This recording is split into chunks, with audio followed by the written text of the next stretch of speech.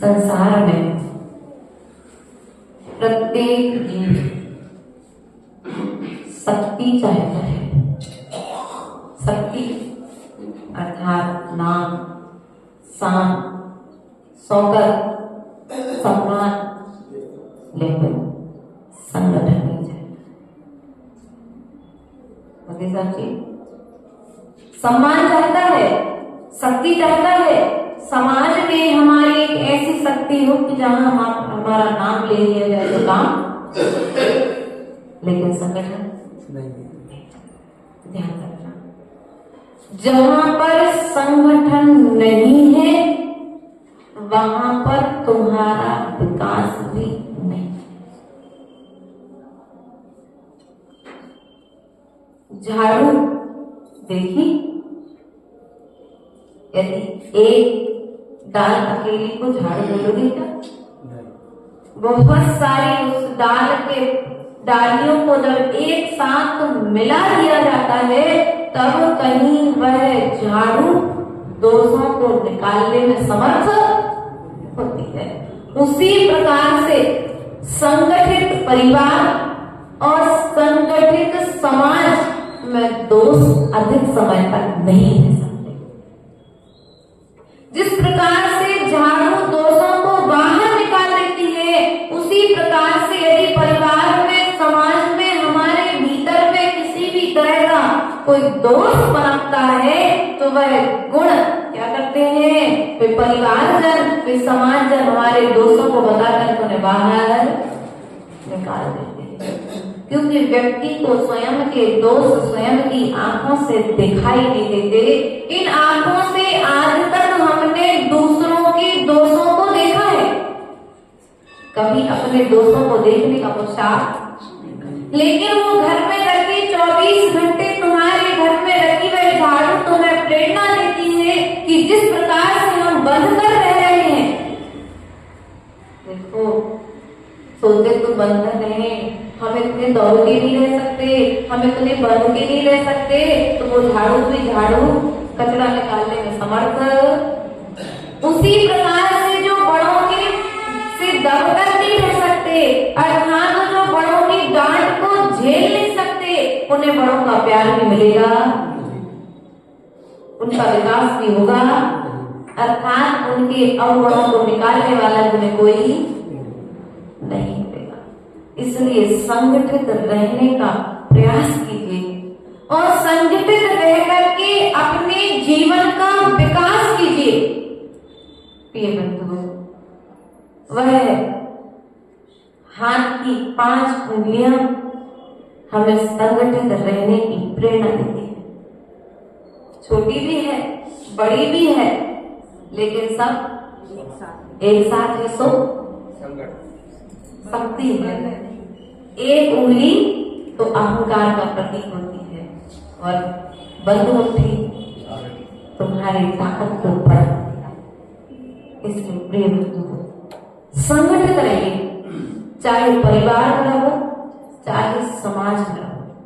तुम्हारी शक्ति, भीतरी शक्ति तो बढ़ेगी ही बढ़ेगी, लेकिन बाहर में भी तुम्हारी शक्ति बढ़ेगी, बाहर में भी तुम्हारा सम्मान रहेगा। जब एक घर में 5 भाई एक साथ एक छत के नीचे रहते हैं, तो पड़ोसी भी विचार करता है कुछ अनर्थ करने को। यदि कुछ विवाद करना है तो वो भैया वे 5 हैं, उनसे समझ के नहीं तो अपनी तो खैर, और यदि एक है तो निपटा देगा, लड़ाई झगड़ा करेगा।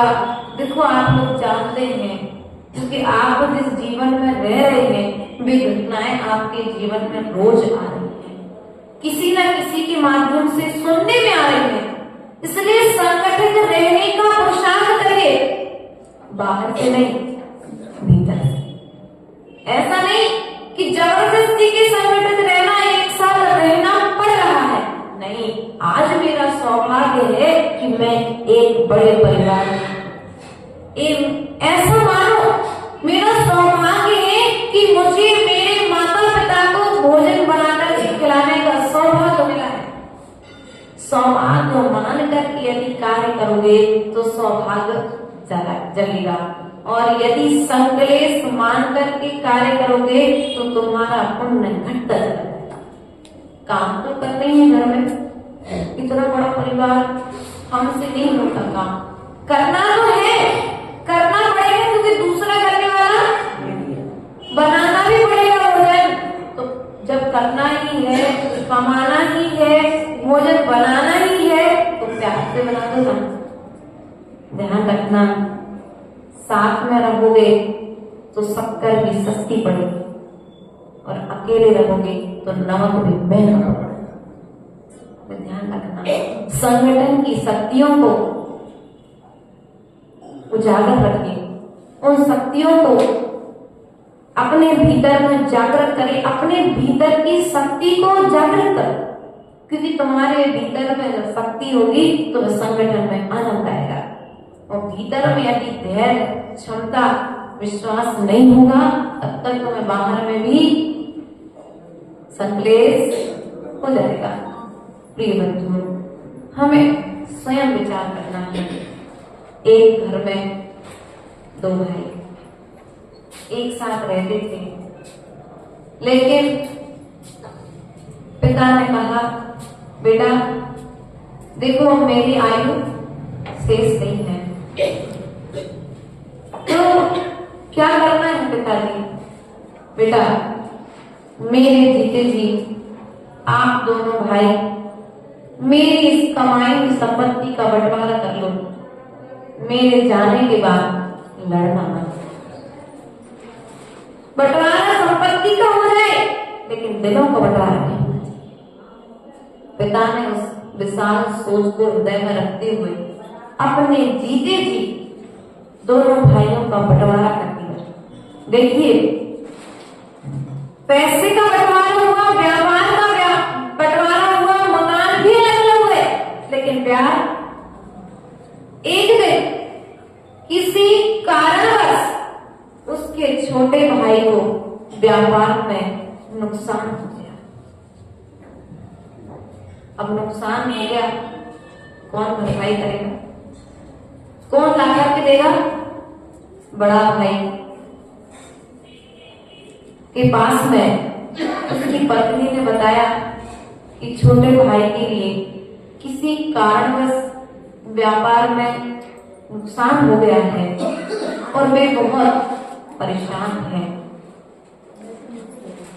तो छोटे भाई ने कहा क्या कर, बड़े भाई उसके पति ने कहा क्या करना है? करना क्या है? जो हमारे पास में संपत्ति है उस संपत्ति का कुछ हिस्सा हम अपने छोटे भाई को दे देंगे तो वे परेशान नहीं होंगे। संपत्ति का हिस्सा छोटे भाई को दे दे। ये जेठानी कह रही है देवरानी की, ध्यान रखना आप लोग, जो दूसरे घर से आई है, वरना वर्तमान में स्थिति क्या है, आ जाए देना मत। उसने कहा हमारे पास ये संपत्ति पड़ी है, रखी तो है, यदि हमारे अपनों के काम में आ गई तो हमारा संपत्ति तो लेना और रखना सार्थक हो जाएगा। वो बड़ा भाई छोटे भाई के पास गया और छोटे भाई से बोला भाई क्या बात है, तुम परेशान हो, हमको ऐसा मालूम पड़ा, लेकिन तुमने आज तक मुझे बताया नहीं। बोला नहीं भैया, मैं संभाल लूंगा स्थिति को। भाई के बार बार निवेदन करने पर उसने अपनी पूरी स्थिति बताई और जाकर के उसके पास में जो धन रखा था उस धन को अपने छोटे भाई के लिए दे दिया। अब जब छोटे भाई के लिए दिया तो वह छोटा भाई कर्ज से मुक्त हो गया। अर्थात यदि हमारे पास धन है तो पहले इस धन से अपनों के लिए व्यवस्था करो, उनकी सुरक्षा करो। ऐसा नहीं मंदिर में तो हम लाखों की बोली देते हैं लेकिन हमारा एक भाई भूखा घर में सो जाता है। ध्यान रखना, ऐसी भी कई घटनाएं सुनने में और देखने में आ जाया करते हैं तो बड़ा दुख होता है। हम बड़े बड़े साधुओं की सेवा कर रहे हैं, लाखों का करोड़ों का दान कर रहे हैं, देखो ऐसा हो रहा है और हम क्या कर रहे हैं, अपने घर में छोटे भाई के बच्चों के लिए, गरीबों के लिए जाकर के कपड़े बांट रहे हैं, लेकिन अपने घर छोटे भाई के बच्चों के लिए पढ़ाई की फीस भी प्रतिभा स्थली में बैंक लाख लाख रुपए दे रहे बच्चों को पढ़ाने के लिए। एक बच्चा उन्होंने ले लिया, भैया तुम्हारे घर में तुम्हारे भाई की पत्नी की कोख से जन्म हुए बच्चे का जीवन तुम संभाल देते तो बच्चा जीवन भर तुम्हारे लिए करता रहता। लेकिन हमने क्या किया, हमारा अहंकार अलग होना है, प्यार से हो जाए। प्यार कम नहीं होना चाहिए, प्यार कम हो गया क्योंकि सबसे बड़ी दौलत है प्यार। इस दुनिया में हर चीज की कीमत है लेकिन प्रेम की कीमत देने वाला कोई पैदा नहीं होता। इसलिए मतलब हमारे बड़े सभी से मेरा एक ही निवेदन है, अपने जीते जी जो कार्य मरने के बाद करना है वो कार्य जीते जी करके जाना।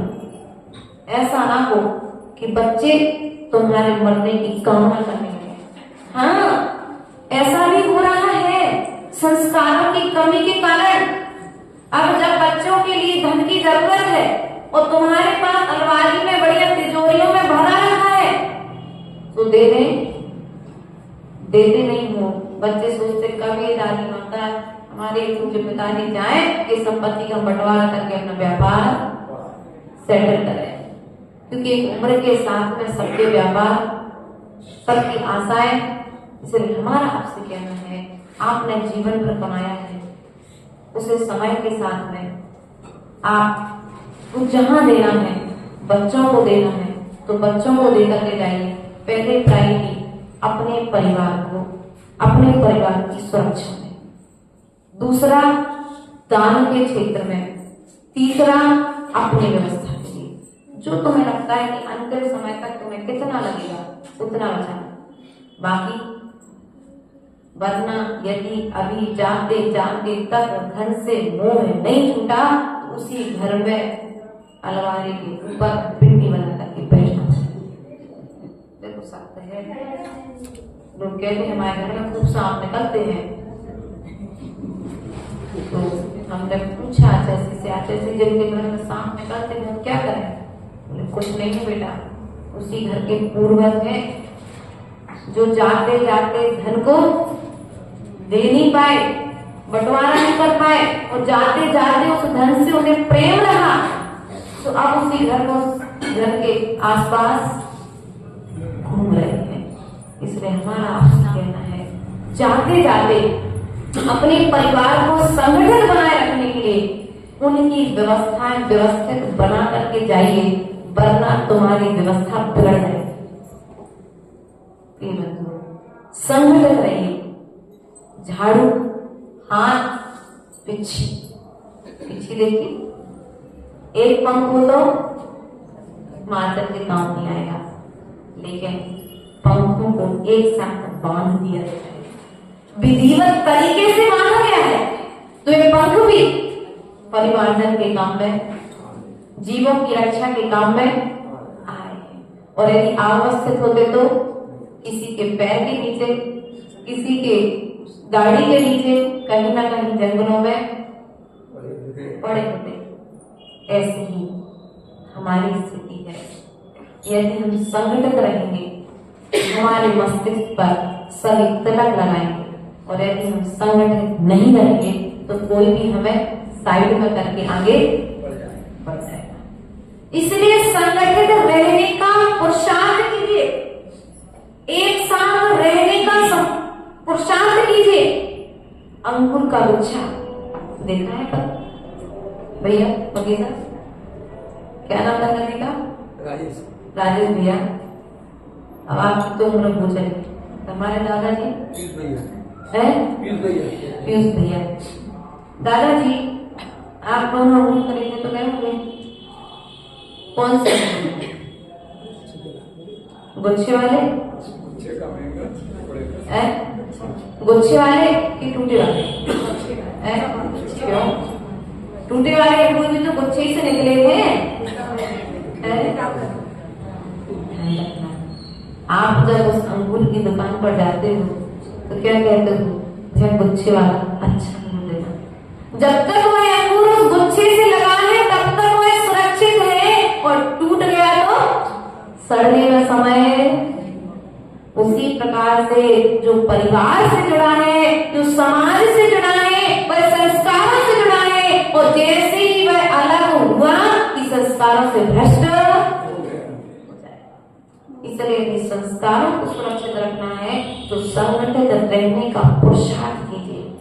गुच्छे में अंगूर खट्टा वाला मीठा रहता है, गुच्छे में अगर अंगूर है मीठा। ध्यान रखना, यदि फल डाली पर पका है तो रसीला होगा, और यदि कच्चा तोड़ करके पकाया गया है तो वो रस, उस फल में रस, फल पका तो होगा लेकिन फल में जो मिठास होना चाहिए थी वो मिठास। जो परिवार, जो बच्चे अपने बड़ों के साथ रह करके बड़े होते हैं वे बच्चे तो संस्कारित होते हैं, लेकिन जो बच्चे उम्र के साथ में अलग हो जाया करते हैं वे बच्चे बड़े तो हो जाते हैं लेकिन संस्कारित, उन्हें बोलने का व्यवहार नहीं होता है, बड़ों के सम्मान की मर्यादाओं का ध्यान। इसलिए संगठित रहिए अगर संस्कारित रहना है तो। जैसे वह अंगूर का गुच्छा, वृक्ष में लगा आम का वृक्ष, फल पेड़ पर पक गया तो अच्छा रसीला था। कई बार लोग जाते हैं फलों की दुकान पर और पूछते हैं, भैया ये तुमने डाली का पका लेकर के आए हो कि दवा डाल करके पकाया है? पाल के पके आम का स्वाद अलग होता है। उसी प्रकार से जो परिवार और संगठित समाज में रह करके बड़े होते हैं वे संस्कारित होते हैं,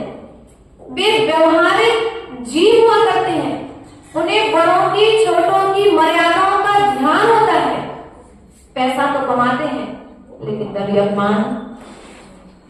आज क्या है, पैसा कमाना है बेटा, जाओ बाहर भेज देते हैं। तो छोटी छोटी उम्र में बच्चों को अपने पास रखने के लिए तैयार। माताओं को फ्री होना है, ध्यान रखना माताओं। आज तुम बच्चों से फ्री हो जाओगी, कल ये बच्चे तुमसे भी फ्री हो जाएगी। माता, जब तुम्हें हमें टाइम नहीं था, जब हमें तुम्हारी जरूरत थी, जब तुम्हें हमारे लिए टाइम नहीं था, अब तुम्हें उनकी जरूरत है, उन्हें तुम्हारे लिए टाइम। ध्यान रखना, इतना कमाना मत सिखाओ कि बच्चे तुम्हारे पास कमाना प्रारंभ कर दें। इसलिए पुरुषार्थ करो। कम से कम इन बूढ़े माता पिता के लिए एक उम्र के बाद में भी भैया एक ही सुख होता है कि उनका बेटा यदि उनके पास आकर के बैठ गया तो सबसे बड़ी दौलत पिता को मिलेगी। क्यों भैया? उस माँ को सबसे ज्यादा खुशी उस समय होती है जब उसकी बहू दिन भर काम करने के बाद 2 मिनट आकर उसके पास सोने के पहले बैठ जाए। वो माँ सोचती है मैंने पता नहीं कौन से जन्म का पुण्य किया है कि मुझे इतनी अच्छी बहू मिल गई। उसे कुछ नहीं चाहिए। सास में इतनी ताकतवर है कि जो 6-6, 5-5, 6-6 बच्चे पैदा करने के बाद परिवार को चला लिया करती थी, वो और भी काम कर लेगी। लेकिन आज टकराव का कारण क्या है? कहीं ना कहीं हमारे प्रेम में, हमारे द्वारा उनको जो सम्मान दिया जाना था उस सम्मान में कमी।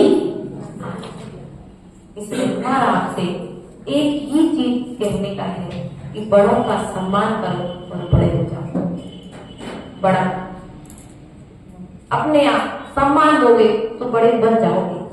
बड़ा बनाने की कोशिश नहीं करें। बड़ों की कदर करो।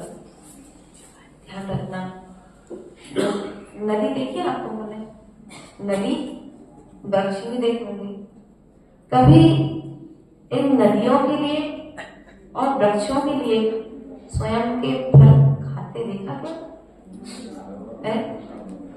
नदी कभी अपना पानी, वृक्ष कभी अपना फल, लेकिन हम उपचार क्या करते हैं? हमारे खाई कमाई हमारे, दूसरा को इसका भोग। ऐसे भी जीव है, यहाँ नहीं है टारसी में। टारसी के लोग तो बहुत अच्छे हैं। वास्तविकता में मनीष भैया हमें ऐसा लगता है कि पंचम काल का आश्चर्य है। राहुल भैया, ये पंचम काल का आश्चर्य मानना कि जिस घर में सास और बहू एक थाली में भोजन कर रही है, समझ लेना अभी महावीर भगवान का काम चल, अभी महावीर भगवान का काल चल रहा है। वरना कई घटनाएं सामने में आती हैं और सुन करके ऐसा लगता है भगवान पंचम काल आ गया। ऐसी भी स्थिति आ जाती है, क्योंकि सुना था कि महावीर के काल में कभी शेर और गाय एक घाट पानी, तो प्रभाव प्रेम का था, प्रभाव वात्सल्य का था। वैसा ही प्रभाव वर्तमान में यदि एक साथ में परिवार रह करके, यहाँ तो लगभग जितने परिवार हैं सब ज्वाइंट परिवार हैं, एक साथ में रह रहे हैं। और तो कहीं कहीं पर तो लोग अपने परिवार की बुराई करते ही थकते। और यहाँ की बहुओं की विशेषता है कि अपने परिवार की प्रशंसा की बिना थकती नहीं। सब प्रशंसा करते हैं जब भी आते हैं, हमारा परिवार अच्छा है। क्यों? क्योंकि बड़ों ने इस बाग योग के संस्कारों से सींचे, संस्कार दिए हैं। अर्थात छोटे पौधे में ही पानी अच्छे से दे दिया और बड़े ने उन्हें कहना नहीं पड़ रहा कि बेटा अभिषेक करने जाओ। उन्हें कहना नहीं पड़ रहा कि चौका लगाओ। बहुएं पहले से ही इस प्रकार से मेंटलिटी बना ली कि हमारे घर में माता पिता व्रती है तो हमें चौका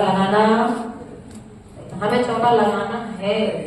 इसलिए प्रिय बंधुओं, अपने संस्कारों को संरक्षित रखिए, क्योंकि आज संस्कार ही हमारे पास सबसे बड़ी संपत्ति है। जहां पर संस्कार नहीं है वहां पर संपत्ति भी नहीं है। ऐसा विचार हमें प्रतिबद्ध करना चाहिए। एक समय की बात है कि भगवान आदिनाथ का समुद्र लगा हुआ है और जब आदिनाथ का समोसण लगा हुआ है तो सभी जीव उस समोसण में जाकर के विराजमान हुए। और जैसे ही उस समोसण में जाकर के विराजमान हुए, चक्रवर्ती में आदिनाथ भगवान की पूजन की, नमस्कार किया, प्रदक्षिणा लगाई और भगवान के चरणों में नमस्कार करके अपने स्थान पर जाकर के बैठ गए। गौतम गणधर का उपदेश हुआ। उसके पश्चात चक्रवर्ती ने भगवान आदिनाथ से प्रश्न किया कि हे भगवान, हमारे कुल में कोई और दूसरा जीव भी मोक्षगामी होगा, अर्थात समोसण लगेगा? कोई दूसरे जीव का भी समोसण लगेगा क्या?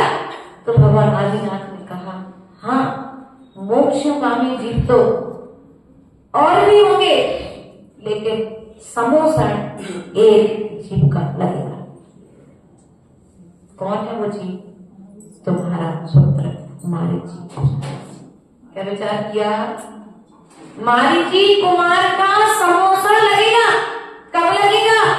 आदि आदि 24 में तीर्थंकर होगा। आदि आदि बता करके भगवान का उपदेश हो गया, लेकिन उस समोसण में बैठा मारीची कुमार जीव अहंकार से भर गया। जीव अहंकार से, मेरे भीतर में भी शक्ति है, मेरा भी मेरे दादा की तरह समोसण लगाने की क्षमता है, तो समोसण छोड़ करके भाग आया। और जब समोसण छोड़ करके आया, ज्ञान की कमी के कारण वह अनंत अनंत पर्यायों में भोगते हुए 24 वर्ष तीर्थंकर हुआ।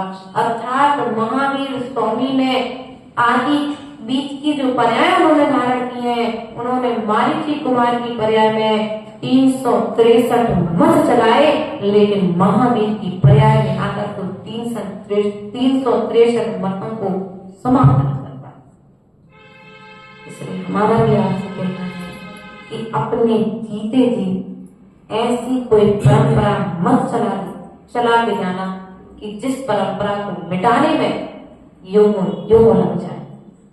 आज तक उस मिथ्यात्व का गलन नहीं हो पाया। महावीर तो चले गए, और हमारा आज की पीढ़ी से कहना है कि आपके बड़ों ने आपके लिए योग बनाया है। योग इसलिए नहीं बनाया है कि तुम अहंकार करो। तुम्हें योग इसलिए बनाया है कि तुम्हें कभी किसी के आगे हाथ ना फैलाना पड़े, तुम्हें कभी किसी का दास बनकर के जीवन ना जीना पड़े। आपको संपत्ति अलग होने के लिए नहीं दी है, आपके लिए संपत्ति का सदुपयोग कर सम्मान देने और दिलाने के लिए दी गई। लेकिन हम क्या करते हैं? पापा से अच्छी दुकान तो हम चला लेते हैं, माँ से अच्छा भोजन तो हम बना लेते हैं, फिर अपमान करना, अपनी दुकान अलग से, ऐसा नहीं होना चाहिए। एक बार एक जगह पर आग जल रही थी। आग देखी, अंगीठी अभी आप लोग जलाएंगे, ठंड के दिनों में जलाते होंगे, जितना गुड़सी, सिगड़ी, चूल्हे आदि देखे तो होंगे, लेकिन हम वर्तमान में गैस के समय में लोग कम यूज करते हैं। तो अंगीठी जब जल रही थी तो लोग उस अंगीठी को देख करके कह रहे थे, देखो तो कितनी चमक है इस अंगीठी में, कितनी दमक रही है, कितने अच्छे अंगार हो रहे हैं। तो अंगीठी में जो अंगार हुए थे, उस अंगीठी के उस अंगार के बीच में, अर्थात उस अंगार के मन में ऐसा विकल्प आ गया कि जब मेरे अंदर ये सब चीजें हैं तो मैं इस अंगीठी के साथ क्यों रहूं। अंगीठी अर्थात लकड़ी, छोटी वाली जो कट करके आ जाती है, मैं उस लकड़ी के साथ, अंगीठी के साथ क्यों रहूं। तो उस जलती हुई, धधकती हुई आग में से वह अंगारा बाहर उछल करके आ गया, और जैसे ही बाहर उछल करके आया, उसे बुझने में समय नहीं लगा। उसी प्रकार समझ जाए, आज हमारी सुबह है, हमारी चमक है, हम दमक रहे हैं, हमें लोग हाथ जोड़ करके जयजनैत कर रहे हैं, इसका कारण है आप अभी संगठित परिवार में हैं। आपका सम्मान आपके बड़ों के द्वारा दी गई दौलत है, इसलिए दौलत को संभालिए। ऐसा कोई कार्य मत करिए कि लोग कहें उनके दादा तो अच्छे थे लेकिन उनका पोता नहीं। ऐसा कोई कार्य मत करिए।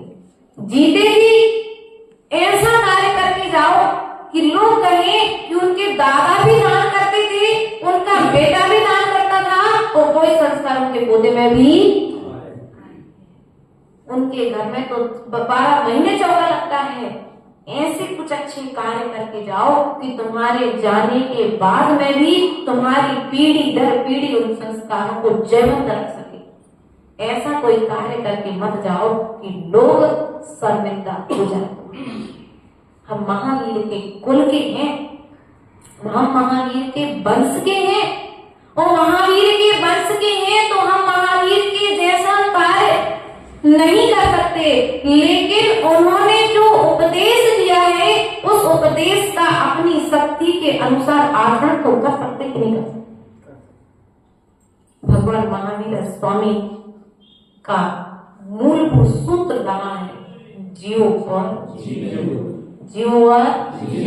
जीने दो। लेकिन हम जी तो रहे हैं, जीने नहीं दे रहे। ध्यान रखना, जैनों की पहचान थी रात्रि भोजन। हम कहते कोई बात नहीं, आप ऑफिस से लेट आते हो, घर के भीतर कर लो ना, होटल पे जाकर के रात में भोजन करने की जरूरत क्या है। सही कह रहे ना मनीष भैया, आपको भोजन करना है, आपकी मजबूरी है, कोई समस्या है, तकलीफ है, बीमारी है, तो उस समस्या का समाधान है घर की बात घर के भीतर कर रहे, चौराहे पर जाएगी तो तमाशा लग जाएगा।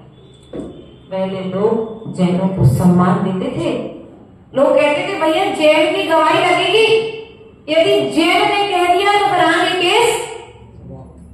लेकिन आज क्या है, हमने अपने आचरण को इतना भ्रष्ट कर लिया है कि लोगों पर विश्वास। लोग कहते हैं कई बार ऐसी जगह पर जब हम आते हैं, बोले माता जी इंटर कास्ट के लोग, माता जी जैन समाज के लोगों से तो हम अच्छे हैं, हम ड्रिंक तो नहीं करते, हम जुआ तो नहीं खेलते, हम आदि व्यवस्थाएं, हम रात में भोजन नहीं करते। ऐसे जैन लोग हैं वर्तमान में, अजैन लोग हैं जो रात में भोजन नहीं करते, अपने गुरुओं से जुड़ते हैं, प्रवचन सुनते हैं, रात्रि का भोजन त्याग करते। और हम प्रमाद को देखो, पालो मत, जितना प्रमाद पालोगे उतना तो पाप पाल रहे, और पाप को पालने वाला एक दिन पाप के फल से दुख को उठाएगा। इसलिए प्रिय बंधुओं, महावीर भगवान का संदेश था रात्रि भोजन नहीं करना, था कि नहीं था। पद्म पुराण में रविशरण आचार्य भगवंत ने रात्रि भोजन त्याग की महिमा बताई है। जैन हो कि नहीं हो जैन, जाति से या आचरण से, जाति से भी हो कि आचरण से मत हो, है। देखो ध्यान रखना, जैन हो ध्यान रखो, जब विवाह में बोला तो दिन में भोजन करो। अदर कास्ट के लोग भी आए, भैया जैनों की शादी में जाना है, 7 के बाद भोजन। हम क्या करते, 5 के बाद भोजन प्रारंभ होगा रात्रि के 11, आपके आगमन। अब देखो तुम लोग लिखते हो, हमने तो लिखा ही नहीं शादी का टाइम, आपके आगमन। अब समझिए, अब वो व्यक्ति तुम्हारे घर में आकर के तुम्हारी कमाई का बनाया हुआ भोजन रात में खा रहा है, और तुम्हें उसके खाए हुए भोजन का छट्टा तुम्हारे भाग में आ रहा है, तब तो का निर्णय करना पड़ेगा। हमें पाप से बचाना है, हमें पुण्य मिले या नहीं मिले। आचार्य गुरुदेव ने एक चीज कही थी, प्रभाव ना हो या ना हो, आप प्रभाव ना बिल्कुल ना। हम पुण्य नहीं कर पाए कोई बात नहीं, हम भगवान के अभिषेक का कलश नहीं उठा पा रहे कोई बात नहीं, लेकिन हम उनके सिद्धांतों का आचरण चौराहे पर दिखाएंगे, लोगों को बताएंगे। महावीर की जयकारा मात्र मुख से मत लगाओ, उनके आचरण को अपने भीतर में लेकर जाओ। जब बिस्लरी का पानी हमारा बच्चा उठा करके पीता है अनछना पानी, लोग कहते भैया तुम्हारे घर में तो छनो पानी खूब बता और तुम अनछनो पानी पी रहे। अपनी हंसी हम अपने हाथ से उड़ा रहे। हमको याद है 2010 10th क्लास में पढ़ते थे और बड़ों के संस्कार इतने अच्छे रहे कि जब मंदिर स्कूल में पानी की बोतल लेकर के जाते थे तो वो प्राशुद्ध पानी अर्थात लौंग या सौंफ डाल करके लेकर के जाते थे।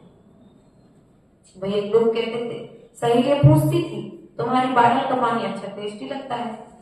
हमने कहा हम छना पानी घर से लेकर के आते हैं तब तो उसमें लौंग सौंफ डाल देते तो मर्यादा, हमें अनछना पानी नहीं पीते। और हम क्या कर रहे हैं, ध्यान रखना पानी की मर्यादा बताओ तो 48 वर्तमान हिसाब से, आगम के हिसाब से तो 48 मिनट है, लेकिन हमारी माताओं के हिसाब से मर्यादा कुछ बदल चुकी है। वो ऐसी हो चुकी है मर्यादा कि सुबह 6 बजे पानी छन गया और 12 बजे बेटा आया और बेटे ने कहा माँ पानी छना है क्या? हाँ बेटा, अब तो छानो। अब वो कितने बजे? 6 बजे सुबह और 12 बजे क्या बोलते हैं आप लोग? अब तो अभी ज्यादा देर नहीं भाई, 2 घंटे व्यतीत, इसके बाद में हमारे पानी की मर्यादा खत्म। अब बताओ हम अनछना पानी यूज कर रहे हैं कि छना पानी? आचरण में प्रमाण हम स्वयं ला रहे हैं, द्वारा पानी छान करके ना लेना पड़े। अरे भैया उसकी व्यवस्था ये है, या तो गैस से गर्म कर लो तो 12 घंटे की मर्यादा हो गई। नहीं कर सकते, गर्म पानी नहीं पीना तो सौंफ और लौंग इतनी डालो तो उसका कलर बदल जाए, छिटकी नहीं लगाना। नहीं तो एक लौंग डाल दी 1 घूंट पानी में तो बोले हो गया प्राचीन, नहीं, छिटकी नहीं लगाना है। कम से कम 8-10 लौंगे 1 घूंट पानी में डालोगे तब कहीं जाकर उस पानी का कलर और स्वाद बदलेगा। और जो ऐसा प्राशुद्ध पानी पिएगा वो व्यक्ति कभी बीमार नहीं होगा, वो हमेशा स्वस्थ रहेगा। हाँ, स्वस्थ रहेगा। सौंफ का पानी तुम्हारी आंतों को स्वस्थ करेगा, लौंग का पानी तुम्हारे भीतर में कभी कब्जियत नहीं होने देगा। इसलिए ठंड का महीना है, गर्मी का मौसम भी आएगा, बरसात भी आएगी, 12 महीने आप लोग प्राशुद्ध पानी पीने का पुरुषार्थ करिए। रात्रि भोजन होटल पे नहीं करना। क्या रात्रि भोजन होटल पे नहीं करना है, किसी की पार्टी में जाकर के नहीं करना है। आप आचरण बताइए कि आप जेल हैं, लोगों को दिखाइए। घर के माता जी घर के अंदर रहे अर्थात इटारसी में रहेंगे सो रात्रि भोजन त्याग, लेकिन भोपाल गए तो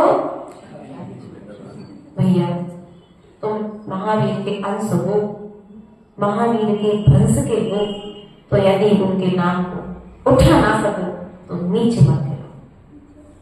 कोई ये ना कहे, घर में तो सब कहते भैया हम लड़का रात्रि भोजन नहीं करा, घर में नहीं करा, घर में, लेकिन घर के बाहर बताओ तुम्हें घर वालों से तुम्हें सम्मान चाहिए था कि धर्म की रक्षा के लिए बाहर वालों को सिखाना।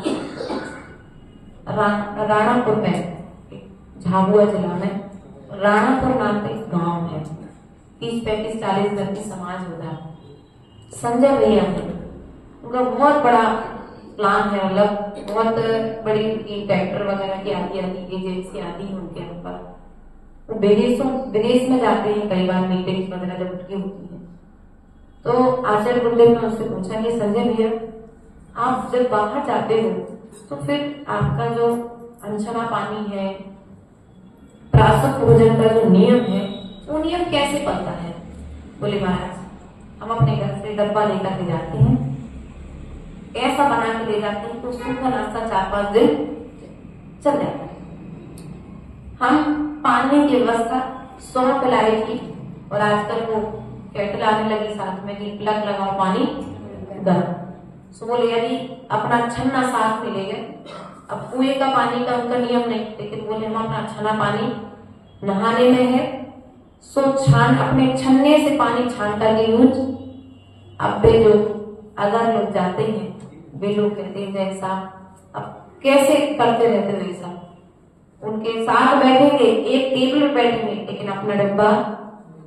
और आज के बच्चों को शर्म आती है अपना डिब्बा लेकर के जाने में, अपने पानी की बोतल साथ में, क्योंकि व्यवस्थाएं मिल चुकी है। बिस्लरी की बोतल 10 रुपए में आती है, स्वच्छ का पानी 20 में आती है, आती तो है तो 20 रुपए। ध्यान रखना, आज की बताओ वो 20 रुपए की कीमत आज तुम्हें नहीं है, लेकिन जिनने 1-1 रुपए कमा करके तुम्हें 20 रुपए दिया है उन बड़ों से पूछो वो 20 रुपए कैसे आए। वे संपत्तिवान बने हैं। तुम्हारे दादा कभी हो तो उनसे पूछना कि दादा आपने कैसे दिन निकाले, इस संपत्ति का राज क्या है, तो दादा से पूछना। कभी उन दादा को खेतों में खड़ा भी होना पड़ा होगा, कभी उन दादाजी के लिए भूखा भी सोना पड़ा होगा, कभी उन्होंने 1-1 साल में 1-1 जोड़ी वस्त्र खरीदे। आज क्या है, बच्चों के लिए बाप की कमाई दिख रही है। सो देखो तुम ही औरत का हो, संतान तुम ही दी है। हमारे पास तो बच्चे अच्छे जितने भी हैं सब बहुत अच्छे हैं, अनर्थ दंड से बचते हैं, बेफजूली खर्च से बचते हैं। हमारे संग में हमें किसी से ज्यादा याचना नहीं करनी पड़ती, किसी से कहना नहीं पड़ता। क्यों? अनर्थ दंड नहीं है किसी भी प्रकार का। समाज से किसी प्रकार की अपेक्षाएं इतना जानते हैं, बैठने के लिए पाटा चाहिए, सोने के लिए चटाई का त्याग नहीं है, सो चटाई चाहिए, पढ़ने के लिए किताब चाहिए। लोग आ जाएं तो ठीक, नहीं आ जाए हमें तो हमारे भगवान ने कहा है तुम्हें पढ़ना है, सो हमें अपना काम। वरना स्थिति समाज में क्या होती है, कई जगह पर लोग नहीं आ रहे, अरे व्यवस्थाएं ऐसी नहीं है। हमसे किसी ने पूछा है 2 दिन पहले, माता जी हमारा संत निवास कैसा लगा? हमने कहा मंच पे होना कैसे। देखो ध्यान रखना, यदि तुम्हें अपने भीतर में रहना है तो संत निवास में दोष नहीं दिखेगा, और तुम्हें बाहर में रहना है तो एक दीवार ऊंची दिखेगी, एक नीची दिखेगी, कहीं दरवाजा गड़बड़ दिखेगा तो कहीं खिड़कियां गड़बड़ दिखेगी, कहीं बाहर की आवाज तुम्हें डिस्टर्ब करेगी, कहीं तो भीतर की आवाज डिस्टर्ब करेगी। लेकिन ध्यान रखना, हमने तो आपके संत निवास में पाया कि साधु को जिस प्रकार की व्यवस्थाएं देनी है उस प्रकार की व्यवस्थाओं में संत निवास तुम्हारा बहुत अच्छा है। इसलिए अच्छा है, पर्याप्त प्रकाश है, साधु को दिन में लाइट का प्रयोग ना करना पड़े। रात में तो ठीक है, लोग आते हैं आने जाने में भी गिर ना जाए, ताज जो व्यवस्था है उसमें उस हिसाब से उजाले के लिए थोड़ा बहुत बाहर में लोग करते हैं। पर्याप्त तो उजाला है, गर्मी के दिनों में पूरी खिड़कियां खोल लो, पर्याप्त हवा है। अब मच्छर है तो समाज वाले अपने हिसाब से व्यवस्था बना देते हैं, आजकल जालियां आती हैं तत्काल लगा देते हैं। माता जी गली लगी, हमने तो वो भी नहीं देखी है ना। उसके बाद अब ठंड चल रही है तो दरवाजा खोलो तो कमरे के अंदर हो, पीछे वो तुमने जो छोटा सा पोर्च बनाया है, आगे यदि श्रावक आ रहे हैं और आप नहीं लेट पा रहे तो कमरे में आगे का गेट खुला करके पीछे आप जाकर के आराम से, तो धूप पीछे भी आ रही और आगे से भी आ रही, तो ठंड का और गर्मी के हिसाब से तो आपका संतरेवास बहुत आपने साधु के योग बनाया है। इसमें साधना के योग स्थान मिल जाए तो साधु को साधना करने में कोई दोष नहीं आता है, लेकिन यदि साधना के योग स्थान नहीं मिले तो वह साधु साधना नहीं कर पाता है। इसलिए आपने मंदिर भी अपने बुद्धि बल से, अपने युक्ति से, बड़ों की सलाह लेकर के ये मंदिर और संतरेवास जो बनाया है हम तो कहते हैं हर समाज को इस तरह का प्रशस्त मंदिर और प्रशस्त संत निवास बनाना चाहिए। साधु को बाहर कहीं नहीं जाना दूर, जंगल की व्यवस्था प्रासुद है, थोड़ा 1 किलोमीटर आगे जब जंगल है कि नहीं। वरना बड़ी बड़ी जगहों पर मंदिर बहुत बड़े बड़े बन रहे हैं, संत निवास तो 6 मंजिल के 5 मंजिल के संत निवास, जंगल की जगह 0/0 पर मिली नहीं की जगह। अरे भैया, जब तुम 5 करोड़ का 5 मंजिल का संत निवास खड़ा कर रहे थे, 5 करोड़ का मंदिर बना रहे थे, उस समय तुम 10 फुट की जगह, 10 बाई 10 की जगह जंगल के लिए निकाल लेते तो तक परेशान। लेकिन परेशानी वर्तमान में, इसलिए कभी भी व्यवस्था बनाओ तो भविष्य को सोच करके व्यवस्था बनाना, वर्तमान का विचार करके अकेले मात्र व्यवस्था नहीं बनाना है। प्रिय बंधु, हम जैन कुल में जन्मे हैं, हमारी निर्दोषचर्या का पालन यदि आप कराओगे तो आपका भी आचरण निर्दोष बने। आपके लिए भी साधु यदि निर्दोष साधना करता है तो साधना का 6वां अंश तुम्हारे घर में पहुंच रहा है। इसलिए ध्यान रखना है, ऐसे अनुकूल वातावरण सदा बना करके रखना, क्योंकि तुम्हारे भीतर में यदि गंध रहेगी तो सब तुम्हारे पास में आएंगे। भैया आचार्य बुद्ध कहते थे कि जिस सरोवर में जल होता है उस सरोवर में पंछी बैठने जाते हैं, और जिस समाज में भक्ति होती है उस समाज में साधु प्रवास किया करते हैं। जिस फूल में गंध होती है उस फूल को सब उठा करके सूंघा करते हैं। जिस चंदन में शीतलता होती है उस चंदन के लिए सभी हाथों में लेते हैं, लगाते हैं। इसी प्रकार से हमारे भीतर में यदि भक्ति रहेगी तो हम जैन शासन की प्रभावना में सहयोग बने रहेंगे, और हमारे भीतर में यदि भक्ति नहीं रहेगी तो हम जैन शासन की प्रभावना भी नहीं कर पाएंगे। इसलिए सदा भक्तिवान बनिए। जो भक्तिवान बनेगा, जो श्रद्धावान बनेगा, वही भविष्य का भगवान बनेगा। इन्हीं भावनाओं के साथ में बोले परम पूज्य आचार्य गुरुवर विनोद सरस्वती जी महाराज अहिंसा में विश्व धर्म की जीवन का अंत हो मेरे सामने एक संग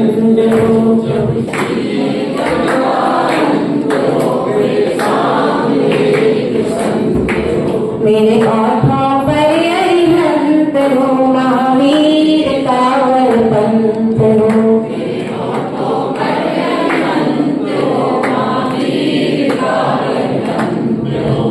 कसायों की आग में जलता